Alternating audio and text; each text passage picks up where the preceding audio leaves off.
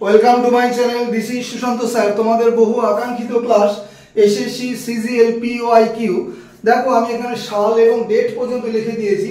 25/7/23 4 নম্বর শিফটে এই কোশ্চেন সেটটা ছিল। তো আমি এখানে ইম্পর্টেন্ট তোমাদের উদ্দেশ্যে 6টা কোশ্চেন সেট করেছি এবং একটা হোমওয়ার্ক অবশ্যই দিয়েছি তোমাদের জন্য। প্রত্যেকে হোমওয়ার্কটা কিন্তু করবে এবং আনসারটা আমাকে অবশ্যই সেন্ড করবে। দেখো আনসার সেন্ড করলে তবেই তো আমার ভিউজ বাড়বে, তাই না?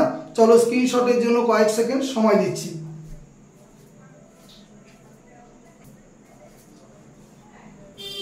ক্লাস শুরু করি। ক্লাস শুরু করার আগে প্রত্যেকেই বলি যে দীর্ঘ 10 বছর পর এসএলএসটির নোটিফিকেশন বেরিয়েছে 9ম থেকে দ্বাদশ পর্যন্ত, যেখানে নোটিফিকেশন নিয়েও অনেক তোমার হচ্ছে জটিলতা আছে।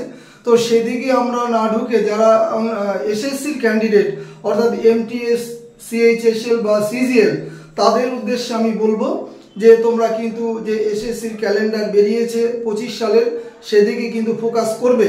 এবং তোমাদের মধ্যে অনেকেই হয়তো বিএড করা থাকতে পারে, তারা তোমার নতুন যে এসএলএসটিতে অবশ্যই বসবে।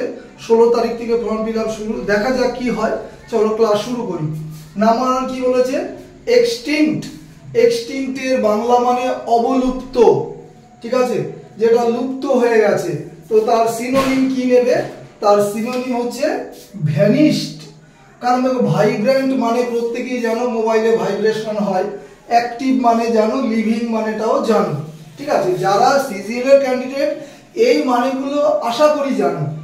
দেখো নাম্বার 2 গ্লোরিফাই। গ্লোরিফাই মানে কোনো কিছুকে গৌরবান্বিত করা, হ্যাঁ, উঁচুতে তুলে ধরা। তো এর সাথে কোন সিনোনিমটা নেবে? প্রেইজ, প্রশংসা করা।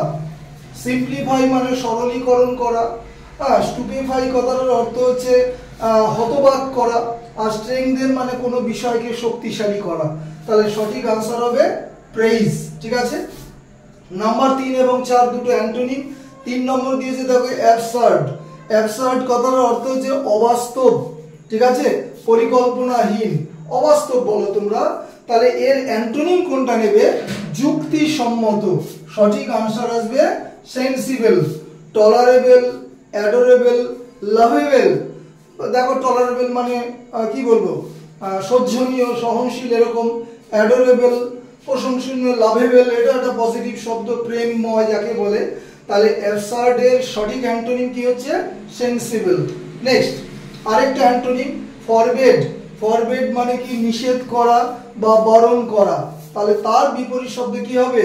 ধরো একজনে ঘরে ঢুকবে, হ্যাঁ, তুমি তাকে নিষেধ করছো, বারণ করছো যে আসবি না, তাহলে তার বিপরীত আসবে কি? ঘরে আয়, তার মানে তাকে তুমি অ্যালাউ করছো।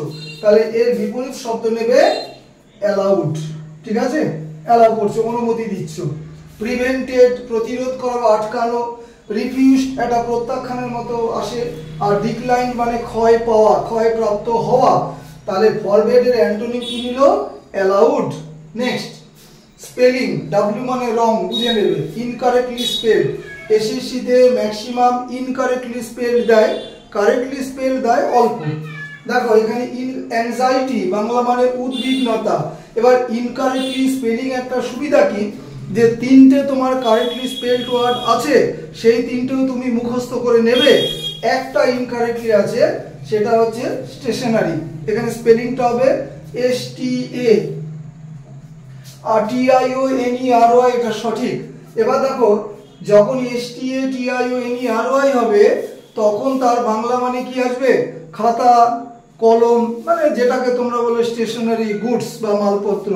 আর যদি NERY হয় তখন তার বাংলা মানে হবে নিশ্চল, বুঝে নেবে মানেটা, নিশ্চল বা স্থির এরকম। আর বাদবাকি তাহলে 3টে বানান সঠিক। ভলান্টারি, প্রিপারেশন, অ্যাংজাইটি, ঠিক আছে। তাহলে তোমার এখানে লাভটা কি হলো?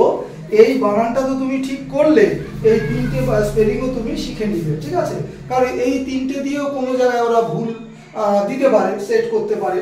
নাম্বার 6 একটা এরর কারেকশন ছিল ওই বছর। কি বলেছে? The doctor came after the patient had pass away. কোন পার্টে ভুল আছে? এখানে নো এরর ছিল না, যেরকম ছিল সেরকমই লিখেছি। তাহলে এখানে প্রত্যেকের জন্য পাস্ট পারফেক্ট টেন্সের একটা ব্যবহার করার চেষ্টা করেছে, যে ডাক্তার এসেছিল কখন?